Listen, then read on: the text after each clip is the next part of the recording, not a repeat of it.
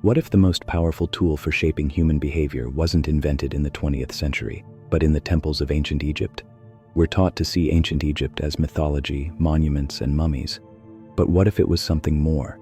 What if it was a psychological laboratory, a civilization not just building pyramids, but engineering consciousness? Because here's what most people never learn. The priests of Egypt weren't just spiritual leaders, they were neuroscientists of the soul. They understood the rhythms of the human mind. They knew how light, sound, symbol, and ritual could be used to shift perception. And more than anything, they understood one thing. If you control belief, you control behavior. And they didn't need armies to do it. They used geometry, sound, language, archetypes, because they weren't trying to control the body, they were targeting the mind. And here's the twist. That system never died. It just evolved. Today, it's rebranded as media, as entertainment, as advertising. But the structure, the symbolic triggers, the narrative manipulation, the emotional priming, is the same code. The blueprint of psychological control written in the temples of Luxor now pulses through your phone screen. And until you recognize it, you're not seeing reality. You're seeing a projection built to guide your perception. So the real question is, are you living your life? Or are you living the legacy of ancient programming, running silently, invisibly, beneath everything you believe? Let's break this down. The Egyptian priesthood wasn't randomly designing rituals and architecture. They were working with frequencies. They built temples as psychotronic devices, structures that could alter the human mind through geometry, acoustics, and symbolism. When you entered a temple, you were being recalibrated, not entertained, not merely educated, but reprogrammed. The walls were covered with hieroglyphs not just as art, but as neuro-linguistic triggers, compressing entire belief systems into symbolic language that bypassed conscious resistance and sank straight into the subconscious. And sound. Oh, the sound. Rooms tuned to resonate with the human skull, voices amplified and warped by stone, chants echoing at precise frequencies designed to induce trance. Why? Because the moment the analytical mind goes quiet, suggestion becomes truth. That's not magic. That's cognitive science. They were inducing altered states to plant belief, rewrite perception, and shape behavior. Now fast forward 3,000 years. What do you think is happening when a logo flashes in front of your eyes 40 times a day? When a phrase gets repeated across news, music, advertising, and culture until it feels like your own thought? Modern media isn't new. It's the continuation of an ancient system. Only now, instead of temples made of stone, we have digital cathedrals. Instead of priests, we have influencers. And instead of rituals, we have algorithms, coded to keep you in a looping trance of fear, desire, comparison, and consumption. You scroll and scroll and scroll, thinking you're in control. But your attention is being directed, your beliefs are being shaped, and your identity, it's being curated by a system designed centuries ago. And unless you step outside that trance, you'll never know where your thoughts actually come from.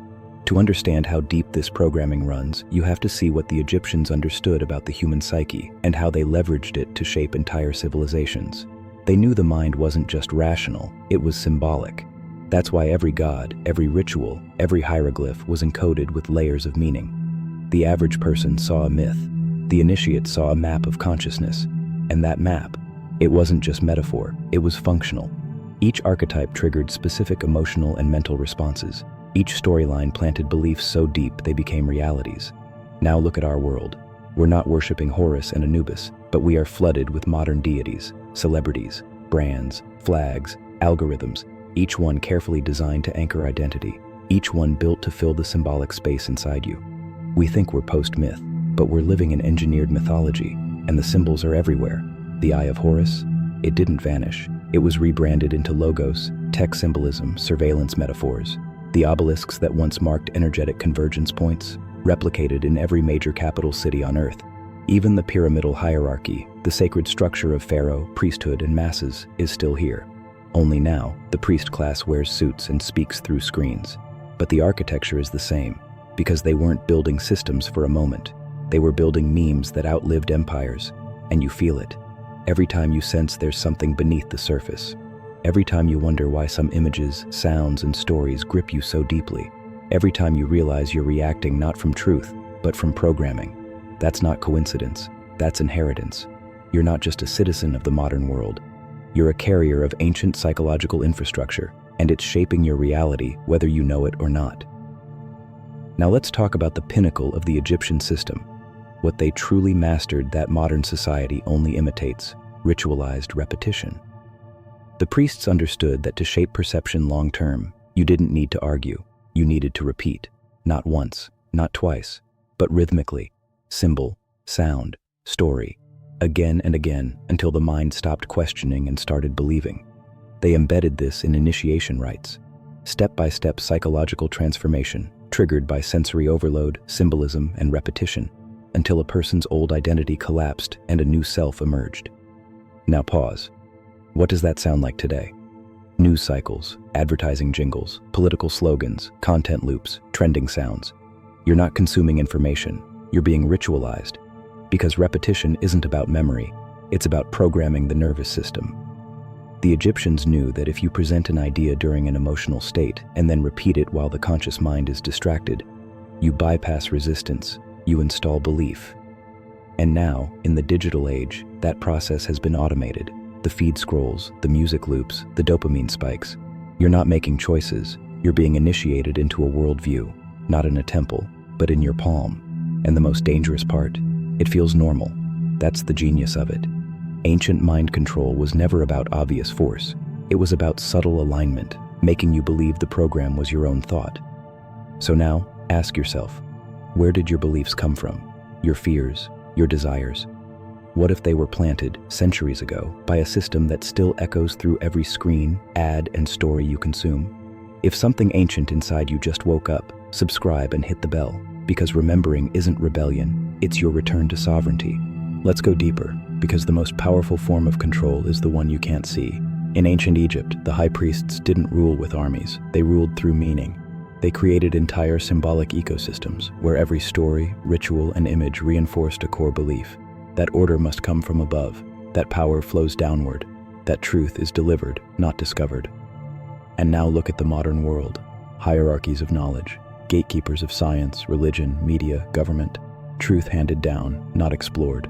If you challenge it, you're labeled irrational, rebellious, uneducated. That's not education, that's indoctrination, and it follows the same blueprint. The Egyptians structured their society like a pyramid for a reason. At the top, the divine kingship. Below, the priesthood, then the scribes, then the masses. The structure was the message. And today, we've kept the shape. Corporate hierarchies, political systems, religious organizations, top-down power structures where a few control the narrative, and the rest follow it without question. It's not that the form is evil, it's that it's unexamined, and when form becomes invisible, it becomes absolute. But here's the shift. Sacred geometry wasn't just used to trap. It was also used to liberate. The initiates weren't told what to believe.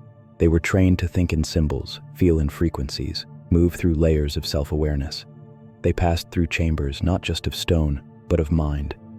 And the final chamber was silence. Because only in stillness could you hear your own voice again. The real voice, not the programmed one. And in that moment, they weren't controlled. They were sovereign.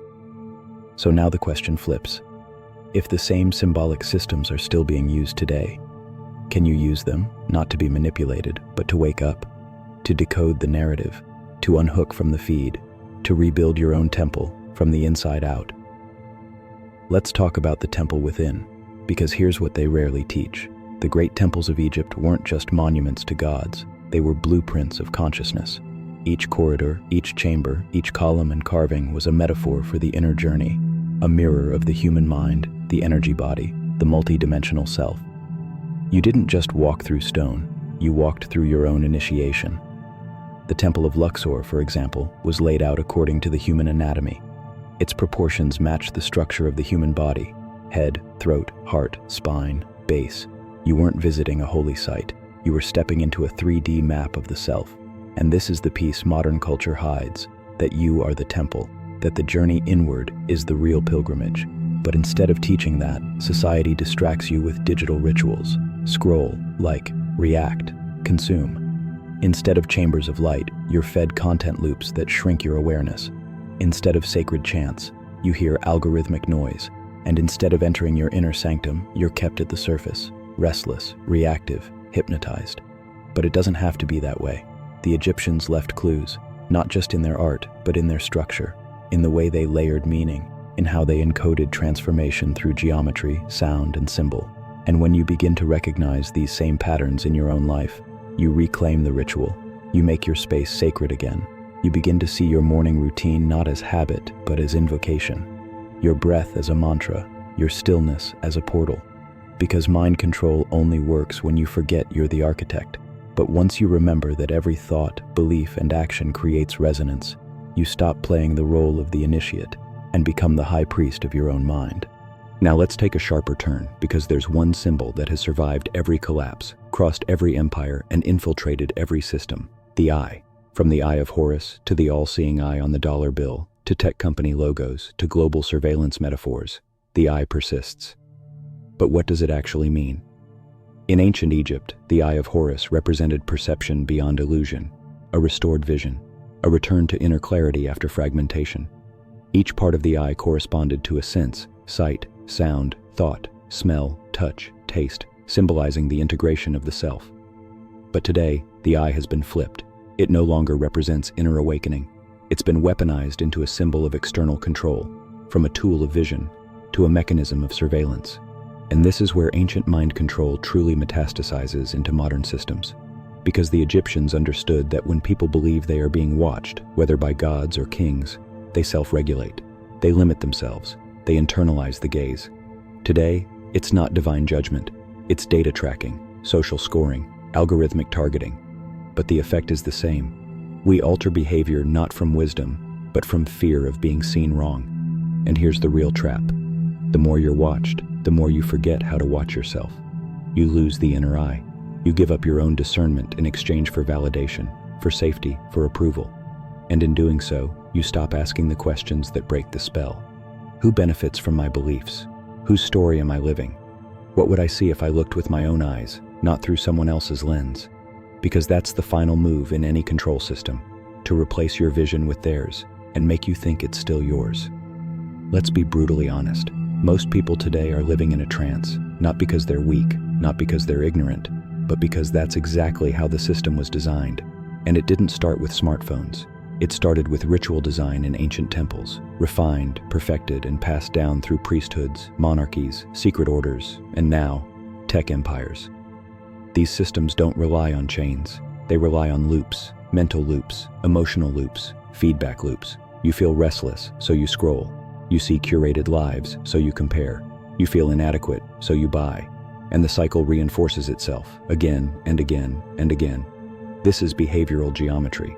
The same logic that built temples to elevate consciousness is now used to trap it. The same understanding of resonance, symbols, and frequency, now repurposed to monetize your attention. But here's where it turns. Because the more you recognize the pattern, the more you can break it. The more you see the geometry behind your reactions, the more you reclaim your rhythm. You remember the sacred. That silence is more powerful than noise. That stillness creates clarity. That your attention is currency, the most valuable asset you possess.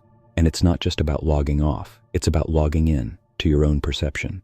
Rebuilding the inner architecture brick by brick. And when you do, the system starts to crack. The triggers lose grip. The symbols lose spell. The trance dissolves. You don't just resist control. You rewrite the narrative, not by shouting louder, not by joining another loop, but by remembering you are the temple, you are the priest, and you are the architect of your own mind. So now you see it. The pyramids weren't just built to honor gods. They were constructed to shape minds for thousands of years to come. And that shaping didn't end. It adapted. It modernized. It embedded itself into every screen, symbol, and system around you. Not because evil men sat in dark rooms, but because the blueprint of mind control is too effective to abandon. It operates on one truth. If you control the frame, you don't need to control the person. And that's what the ancient Egyptians mastered, and what modern systems inherited. Control the story, and you control perception. Control perception, and you control everything. But here's the shift they never anticipated. That you'd start waking up. That you'd begin to see the symbols for what they are. That you'd stop blindly participating and start remembering who you are. Because mind control only works when the mind is unaware of itself. But the moment you witness your programming, you step outside of it. You don't need to destroy the system. You simply stop feeding it. You withdraw your attention. You reclaim your vision. you restore your inner sovereignty, and suddenly, the same pattern that once trapped you becomes a tool, a map, a mirror, a key. So, I'll leave you with this. Have you ever noticed a recurring symbol in your life? A dream, a number, a pattern, or an image that seems to follow you, not by accident, but like it's trying to say something? Drop it in the comments, because that might not be coincidence. It might be the code you were meant to remember, and the moment your real awakening begins.